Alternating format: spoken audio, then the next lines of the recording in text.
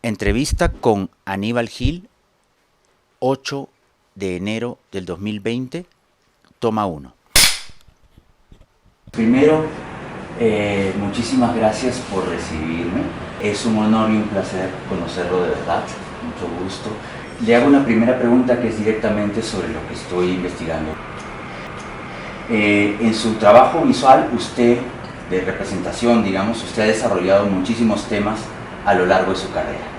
O sea, por lo que se puede ver, digamos, fácilmente es el retrato, paisaje rural, paisaje urbano, la figura humana siempre presente, el mundo campesino, ¿no? Algunas veces el desplazamiento, se puede decir incluso en algunos dibujos, la violencia también, la reclusión carcelaria, ¿no? En algunos trabajos, la alegoría, la temática religiosa incluso.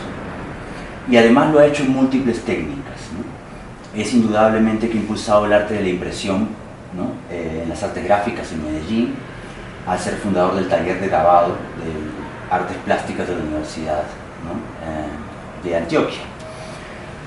Pero es un maestro del dibujo, que es una obra en sí, ¿no? Y por sí misma, también como boceto previo, digamos, para otros trabajos, grabados, por supuesto, todos los tipos de grabados, pinturas, murales, vitrales, e inclusive esculturas, acuarelas. Y en estos diversos géneros y temáticas hay algunos elementos recurrentes y constantes, digamos visitas frecuentes, de un ave en particular, que atraviesa muchos de los temas y técnicas, que es la paloma. Tengo la impresión de que hay una consciente cita religiosa en esa presencia, que se vincula también a una imagen idealizada de su propia madre, ausente, ¿no? María Villa Correa, que está presente en otros trabajos suyos, quien murió pocos meses después de que usted naciera, tengo entendido, y a quien nunca conoció. Y quiero salir de la duda, digamos, con la primera pregunta. ¿Qué representa para usted la imagen de la paloma tan insistentemente visible en su obra? La imagen de la paloma ha sido un proceso. De pequeño yo vivía en una finca, habían muchos animales y entre ellos muchas palomas. Entonces era muy natural para mí observarlas, verlas volando, cuidarlas, etcétera, etcétera. Posteriormente fui a Florencia y en la Plaza de San Marcos de Florencia también había un grupo de palomas. En mis tiempos libres me sirvieron de modelo para practicar el dibujo. Yo solía dibujarlas en la plaza y se fueron incorporando a mi temática.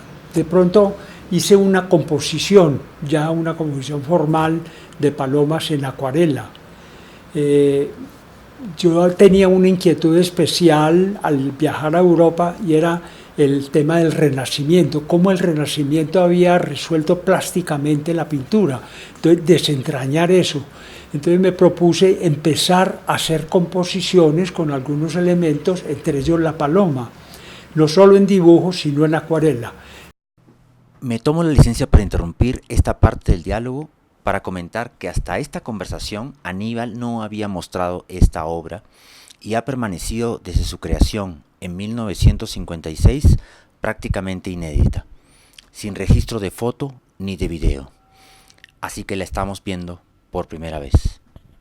Esto me quedó un poco en la mente y al regresar a Colombia, pues empezó una temática nueva, digamos, digámoslo así, a descubrir en mi patria, en mis vivencias personales, lo que había visto en Florencia y ese concepto del Renacimiento. Durante un pequeño tiempo pinté los gallinazos, lo que llamamos aquí gallinazos, que era un ave que se ve mucho en el campo y que había tenido mucha incidencia en la infancia porque donde hay mucho ganado, muchas vacas, hay mucho gallinazo. Realicé una serie de composiciones con este elemento y poco a poco fui como buscando lo contrario de lo que significa el gallinazo, esa cosa agresiva, de carroña, fui viendo como que la paloma, recordando esas vivencias infantiles, que era algo opuesto, que era algo como delicado. Empecé a trabajar con el ser humano. Ya aquí en Colombia había ese concepto de la violencia, empezaba la violencia. Entonces yo quise como coger la imagen del campesino, de ese campesino que nunca ha sido violento, sino que trabaja la tierra, se somete a la naturaleza desde que amanece hasta que anochece, con una tesón extraordinaria.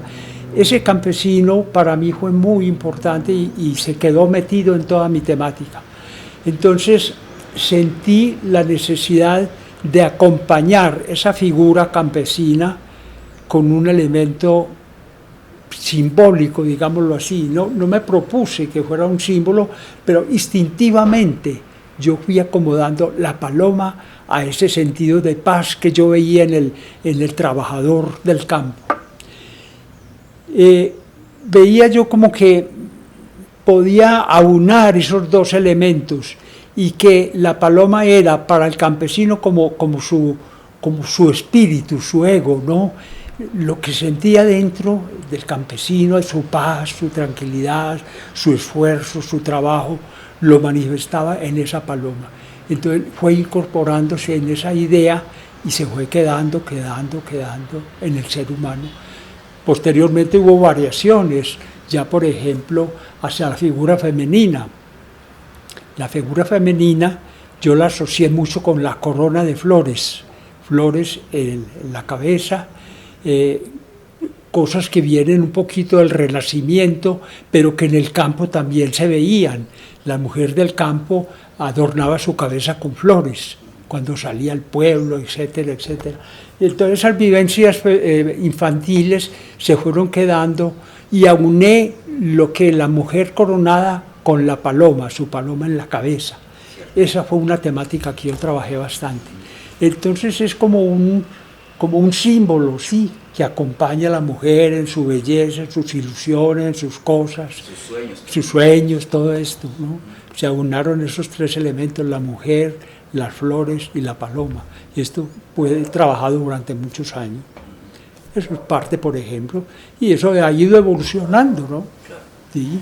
Yo quizá me equivoco, digamos, pero de los textos que he podido revisar sobre su trabajo, encuentro que la primera paloma, por lo menos que yo veo, la más antigua, digamos, representada, quizás no es cierto, ya me habla incluso de trabajos con gallinazos que yo desconozco. Entonces hay una que es una obra xilográfica que se llama Ángel Oferente, que es del 58. ¿Se llama como dices? Ángel Oferente. Ah, sí, sí, claro. ¿Esa es una de las primeras? La primera xilografía que hice cuando regresé a Colombia. Que tiene ya una paloma. Es Sí, un ángel sí. que de una mano tiene una paloma y de otra mano tiene una espiga de trigo. Exacto. Y es como una representación, una ofrenda, se puede decir, de estos símbolos que son paz y esperanza. Exacto, exacto. En un contexto bastante religioso, Perfecto, porque es un sí, ángel, sí. ¿no? Pero esto es del 58, quiere decir que es apenas un año después de que usted ha regresado a Colombia, ¿no? Y yo tengo entendido que usted llegó en el barco que llegó a Cartagena el 10 de mayo, ¿no? Del 57, que fue el mismo día que derrocaron a Rojas Pinilla. ¿Cómo no? Me acuerdo, sí. Entonces como que llega un momento de transición sumamente importante para el país, ¿no? Y los inicios de lo que se va a llamar el Frente Nacional, ¿no? Y mi pregunta concreta es, ¿cuál es su imagen del país en ese momento sobre la guerra o la violencia? ¿Qué impresión tiene sobre lo que es, digamos, el conflicto o la guerra en Colombia en ese momento? Sí, sí, sí. Pues yo estaba bastante joven todavía, yo tenía unos 25 años, 26, más o menos cuando regresé. Había tenido, pues, estaba fuera del país unos 4 años y para mí esto fue una cosa como muy sorpresiva, no podía como entenderla bien. Si bien de pequeño yo veía que en el país había una cierta polarización entre conservadores y liberales, ¿no es cierto? habíamos crecido un poquito con esa pugna, pero no pasaba de ser contiendas políticas, no una violencia propiamente, porque ese tema de la violencia en Colombia, pues me imagino yo cogió de sorpresa a todo el país, ¿no es cierto? En Colombia no había violencia. Había discrepancias políticas, pero violencia no. Y yo menos la había conocido en el campo, como hablábamos ahora, era todo paz, ¿no es cierto? Entonces, eso nos cogió de sorpresa a todos los colombianos. Empezó a afectarme en el sentido de que yo quise manifestarme sobre eso a través de dibujo. Yo siempre he salido a la calle a dibujar, desde que era estudiante, y empecé a dibujar la figura humana que encontraba en la calle, manifestando este conflicto, ¿no es cierto? Y muchas veces yo lo asociaba con la paloma, toda figura que tenía, como que el ser humano la cogía la paloma. Digo, yo podía ser, porque todo esto es muy inconsciente, como un anhelo de paz, como decir, yo no estoy de acuerdo con eso, yo tengo en mi corazón como algo estable que no. Entonces, posteriormente, por ejemplo, esos dibujos yo los llevé al grabado e hice una serie de grabados de campesinos con la paloma, ya muy elaborados, eran cosas muy elaboradas, eran 15, 20, 30 días, un mes, en una placa litográfica trabajándola, ¿no? Entonces quise manifestar toda esa violencia en esos grabados, en la imagen de un campesino con su paloma. Paralelo a esa violencia vino los atentados, por ejemplo. Claro. Entonces también cogí eso de los atentados y el símbolo era la figura humana con la paloma, que el atentado era al ser humano trabajador y a la paloma, que es como un símbolo tranquilo de paz, que atentaban contra esos símbolos que eran estables, tranquilos, bellos. Y hice otra serie de grabados sobre eso. Sobre eso trabajé varios años. Yo me doy cuenta entonces, como me está contando, la paloma aparece como en diferentes momentos, de corona, como decía, ¿no? Sí. En la cabeza pues, de mujeres, pero también de hombres en algunos casos. También aparece como presentada por el campesino, como que la sostiene en la mano, ¿no? Mirando de frente, como si fuera una especie de retrato, pero mostrando una paloma, ¿no? Como un signo de repente, ¿no? Exacto, sí. De muestra o de intención de paz, ¿no? También hay otras en donde está la paloma al lado del sueño de alguien que está durmiendo o algo así, ¿no? Aparece con, digamos, liberada, con alguien que la suelta en el aire, ¿no? O también sostenida entre las manos, ¿no? Entre dos manos de una persona. Pero hay algunas, por ejemplo, que me llaman la atención en particular. Algunas son las que, digamos, que tienen que ver con grabados en donde esta paloma aparece detrás de las rejas. Aparece a veces con una persona detrás de las rejas o rostros de presos, ¿no? En cierta oscuridad. Y es como si fuera una libertad como condenada, recluida, ¿no? Sí. Y pues son grabados que yo, hasta donde entiendo, hay uno que se llama Interioridad, otro que se llama ¿Quiere usted la paz? Justamente, ¿no? Como una pregunta, que son del 73. O sea, esos grabados que me parece interesante que me pudiera comentar de ellos y de otros también, de los de la paloma presa y otros que ahorita me estaba comentando, que son los atentados, ¿no? Porque además de que aparece una persona, a veces hombre, a veces mujer, con una paloma en una mano, tiene una mano levantada, ¿no? Y es como si tú tratara, digamos, de detener las balas. Exacto, se trata de un atentado. Que son, de alguna manera, momentos, me parece, tanto en la sensación de la cárcel como en la sensación de una persona que va a ser víctima, ¿no? De un acto de violencia.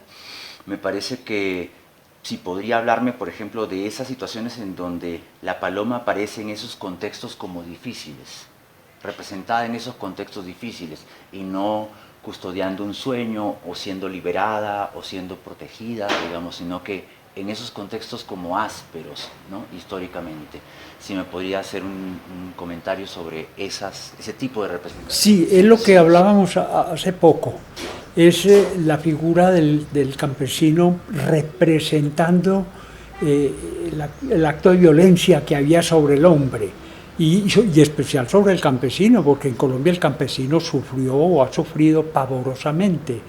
Entonces, es eso, toda esta serie de atentados que se sucedían en toda esta época, con bombas, con todo tipo de violencia, pues yo cogí eso en la imagen del campesino y como si hubiera, es difícil explicarlo porque esto es muy de adentro, ¿no es cierto?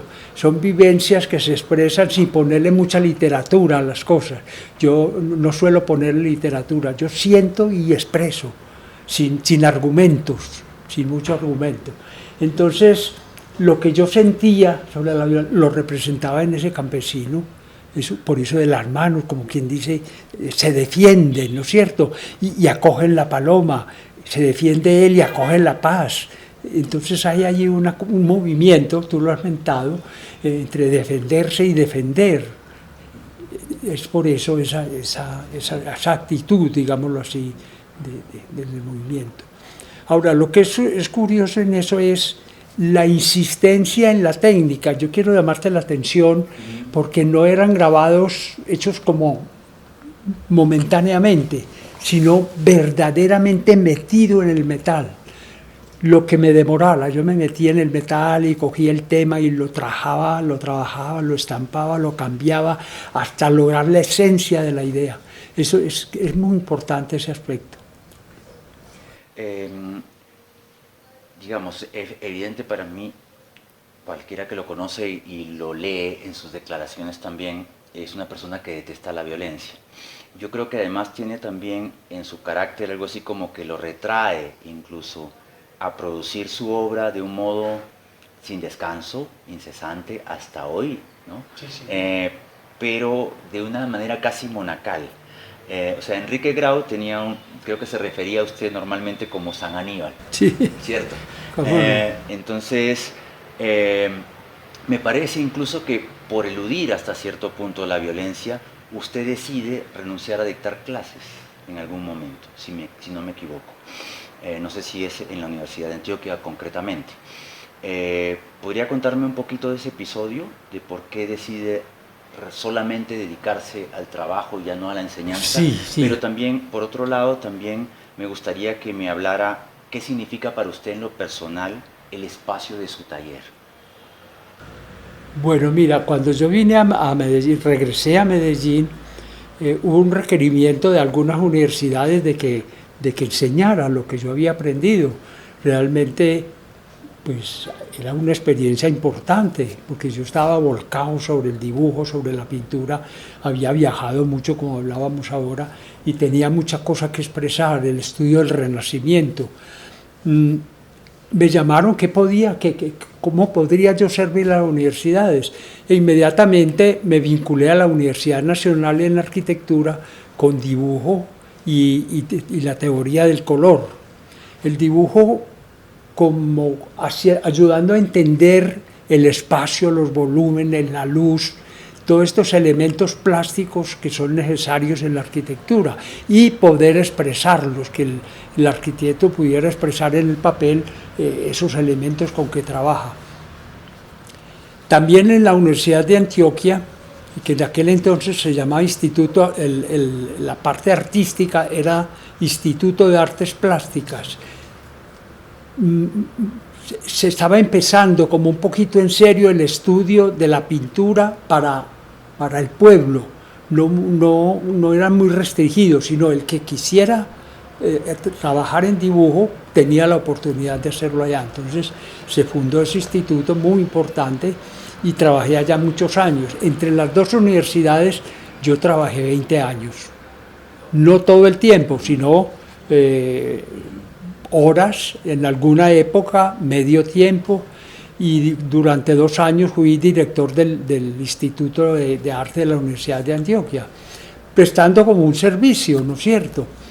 Pero paralelo a esto había realmente mucha violencia todavía, problemas estudiantiles, inconformidad, toda esta cosa. Iba uno a trabajar y resulta que no había a quien darle clase, que habían revueltas.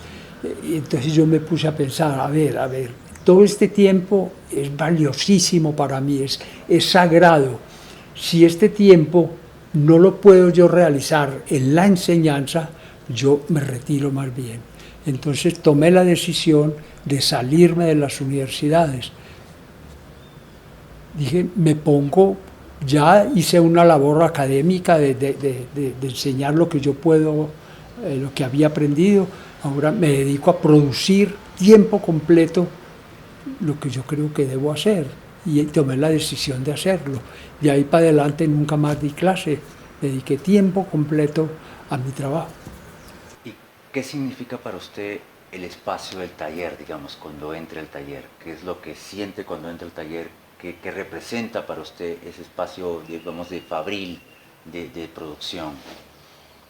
Yo tuve la oportunidad de hacer una casa cuando me casé, hacer una casa con un estudio apropiado, digamos, un espacio grande. Siempre procuré poder tener eso. Además porque yo ya había iniciado en el campo del grabado, había conseguido unas prensas grandes, pesadas, entonces requería un espacio. Todo el ancho de la casa, digámoslo así, fue el estudio. Así que una tercera parte era el estudio, lo demás era la casa. Estaba vinculado a la casa el estudio. Yo nunca quise apartarme mi vivienda del estudio, sino que todo fuera una sola cosa. Que mi hogar, mi parte de lo que es vida en matrimonio estuviera ligado a mi trabajo, no separarlo. Entonces se hizo una casa con esta integridad, esta relación de esos dos aspectos. Yo me levantaba y rápidamente pues me metía en el mundo del trabajo, ¿no? Como tenía las prensas, tenía los materiales, yo me sentía muy autónomo ahí. Sabía que tenía la juventud, tenía la ilusión de echar para adelante. Entonces, todo proyecto que me pasaba por la cabeza era para mí un reto. Y eso lo hacía yo ahí en mi trabajo, en mi estudio. Empezaron la serie de grabados, todo esto. Inicié el grabado porque aquí no había grabado en una forma artística. Eso se había olvidado después de la colonia. Nadie había hecho un grabado en forma artística. Se había perdido eso. Inclusive la litografía que había eran formas de carátulas de empresas para chocolate, para cigarrillo, pero no en un plan artístico. Eso es lo que yo quise rescatar, coger la litografía que había visto en Europa, en un cuento largo, cómo conseguir las piedras y la prensa, es otro cuento, ¿cierto? Entonces las conseguí y dije, es mi oportunidad de expresarme en grabado en una forma artística. Entonces puse proyectos a largo plazo. Yo estuve 16 años dedicado al grabado sin pensar en otra técnica, por ejemplo. Entonces el estudio para mí era fundamental, desde la mañana hasta la noche yo estaba metido en el estudio.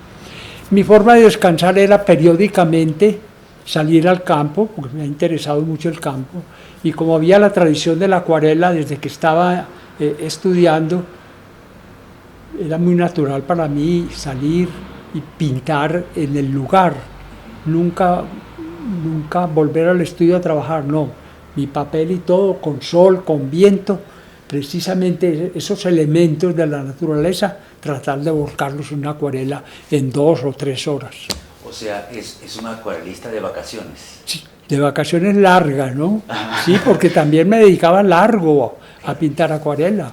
Una vez que empezaba, 1 o 2 años dedicado a ese tema. Yo siempre empezaba y agotaba el tema, digámoslo así, agotarlo. Me cansaba y pasaba a otra cosa. Pero curiosamente hay, pues, esos temas como transversales, ¿no? La paloma es uno de ellos, nunca se ha agotado. No se ha agotado, quedan, eso va quedando.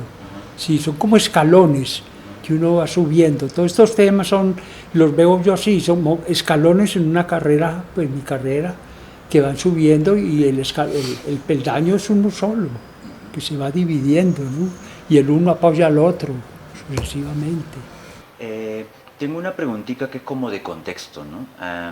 Usted es de una generación que en realidad, como a diferencia de una previa que se puede decir que es o los Bachué o los artistas escoltados muy de cerca por Marta Traba, por ejemplo, que se pueden decir que formaron como un grupo más compacto, su generación eran como un poco más dispersos en temáticas muy diferentes, ¿no? Hay algunos que se dedicaron como una especie de abstracción expresionista, mucho más fuerte, hasta un poquito se puede decir como grotesca, ¿no? Y yo siento que su trabajo va como a contravía de ese tipo de expresionismo, digamos, que había allí. A pesar, digamos, de que también se ha acercado a temas, digamos, incómodos o ásperos como de la violencia puntualmente, como los campesinos masacrados, ¿no? Este tipo de confrontación, digamos, también con el contexto muy concreto, ¿no? ¿Cómo definiría usted, digamos, a su generación y a su trabajo dentro de su generación? Bueno, mi trabajo tiene una particularidad de que yo llegué a Medellín directamente de Europa y quise quedarme aquí. Dije, yo tengo todo por hacer aquí, aquí todo está por hacer. Tuve ofrecimientos de irme a Bogotá y yo dije, no me gusta la tierra fría, no me gustan mucho las multitudes ni las complicaciones, quiero una vida muy tranquila para realizar mi trabajo. Entonces tomé como esa determinación. Mi temperamento me ayuda a tomar esa determinación, pero dije, no, mi trabajo es aquí, con las montañas, con el clima y con la gente. Es lo que le va a dar vitalidad a mi trabajo.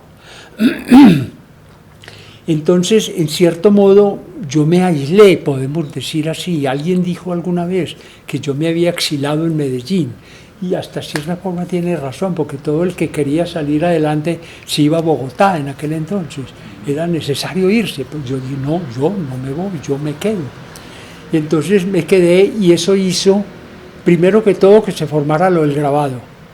Porque muchos de los artistas que después hicieron grabado fue a partir de lo que yo hice. Claro. Eso es así, es de ese tamaño. El grabado sí. En Medellín. Porque, por ejemplo, cuando Augusto Rendón vino de Italia, que era compañero mío allá, él vino acá, vio mis trabajos y dijo, claro, hombre, esto está por hacer. Él se fue a Bogotá y ya grababa allá, pero yo ya había empezado aquí ese germen del grabado, ¿no?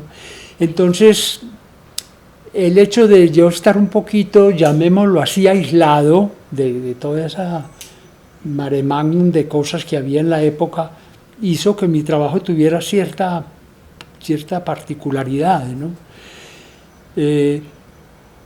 Después yo hice exposiciones en Bogotá, pero siempre con mucha independencia, no porque fuera yo como invitado aquí a poner allá. Yo buscaba expandir mi trabajo, que se viera aquí, hice muchas exposiciones aquí. Empezaron las bienales internacionales, entonces fue saliendo todo esto del grabado, lo que yo hacía, hacia el exterior, no solamente a Bogotá, sino hacia el exterior, pero siempre con esa raíz de Antioquia, de Medellín. Le haría, digamos, una pregunta como final sobre esta investigación que estoy desarrollando, que es, ¿piensa usted que Colombia podría algún día encontrar la paz? O sea, ver el fin de un enfrentamiento armado que ha tenido pues enorme continuidad, una presencia, digamos, tan avasalladora y terrible entre todas las otras relaciones sociales, digamos, que también existen en este país. O sea, ¿cree usted en la paz para Colombia? Pues sí, naturalmente creo en la paz. Lo que pasa es que para que haya verdaderamente una paz en Colombia se necesita un cambio del ser humano. Hay mucho resabio y cosas viejas, negativas, que persisten todavía. Entonces el ser humano en Colombia tiene que irse depurando, un poquitico, digámoslo así, lo que le pasó a Europa con las guerras.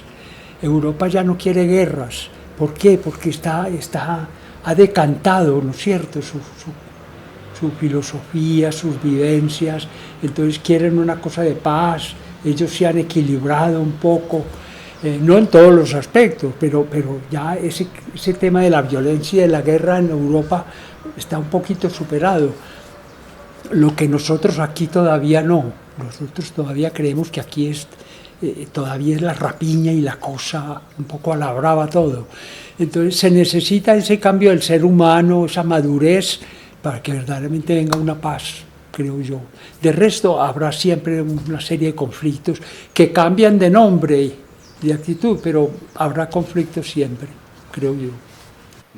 Bueno, Aníbal, otra vez agradecerte entonces por recibirnos y por conversar con nosotros, y felicitarte también pues por el premio Vida y Obra que merecidamente te has ganado hace muy poco, ¿no?, por la Secretaría de Cultura de la Alcaldía de Medellín, ¿no? Gracias y pues... No, mucho gusto en haberlos tenido por aquí y me encanta conocer de tu parte toda esa trayectoria mía que muchas veces ni me daba cuenta que sucedía, ¿no? O sea, a través de tu interrogatorio yo descubro como unas cosas que no las había reflexionado mucho, ¿no? Eso me ayuda a conocerme. Yo creo que seguramente vamos a conversar otra vez. Magnífico, muchas gracias, muchas gracias.